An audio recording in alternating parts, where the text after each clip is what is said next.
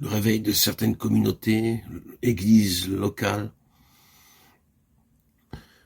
peuvent paraître une visitation d'en haut, et cependant être une occasion de chute pour beaucoup d'âmes sincères, qui se laissent ébranler, déséquilibrer par des puissances mauvaises, qu'elles ne peuvent pas différencier, celles provenant de la puissance divine.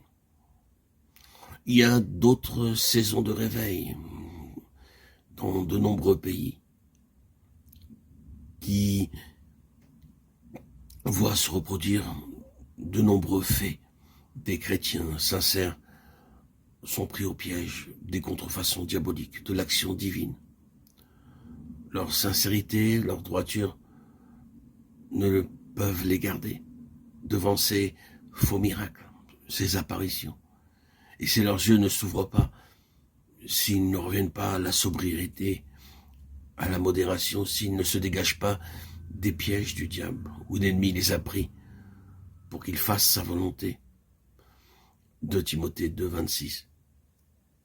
Ils seront alors entraînés à de nouvelles séductions. Il faut que les enfants de Dieu sachent qu'être sincères dans ses motifs et fidèles dans la lumière, de la lumière reçue, n'est pas une sauvegarde contre la séduction et les ruses du diable. Puisque la parole de Dieu ordonne de prendre garde, de veiller, de prier. Méfiez-vous de toutes ces miracles et apparitions plus qu'extraordinaires qui séduisent tant d'âmes et qui les mènent à leur perte. Les chrétiens sincères, fidèles, véridiques, peuvent être séduits pour plusieurs raisons.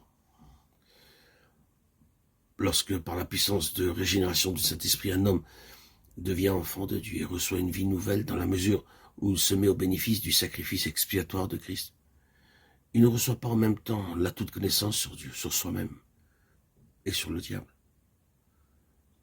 Son intelligence, sa pensée qui est naturellement obscurcie de ténèbres, Ephésiens 4, 18, et bien sûr aveuglée par Satan, 2 Corinthiens 14, 4, n'est renouvelée que dans la mesure où la lumière y pénètre, donc dans la mesure où l'homme s'approprie la lumière. Rappelez-vous que la séduction s'adresse à l'intelligence, et c'est une erreur qu'on accepte comme vérité. La séduction se greffe aussi sur l'ignorance. Ce n'est pas affaire de moralité. C'est pourquoi le chrétien sincère et fidèle, dans la mesure de connaissance qu'il sait assimiler, est toujours accessible à la séduction, dans le domaine de ce qu'il ignore. Il peut être séduit sur tout ce qu'il ignore, à cause même de ce qu'il ignore. 2 Corinthiens 2, 11. La pensée que Dieu garde de la séduction, le chrétien sincère et fidèle est en soi une séduction, parce qu'elle empêche l'homme d'être sur ses gardes et ne tient pas compte des conditions à remplir pour que Dieu puisse garder et agir. Christ n'aurait pas averti ses disciples en leur disant « Prenez garde que personne ne vous séduise » s'il n'y a pas eu danger de séduction. Et si Dieu s'était chargé de garder les siens, qu'ils fussent ou non sur leur garde, qu'ils connussent ou non le danger. Savoir que la séduction est possible garde l'intelligence ouverte à la lumière de la vérité. Et ceci est essentiel pour que Dieu puisse exercer sa protection en faveur des siens. Au contraire, une intelligence fermée favorise l'action de Satan, qui profite alors de la première occasion pour entraîner aux séductions de l'erreur.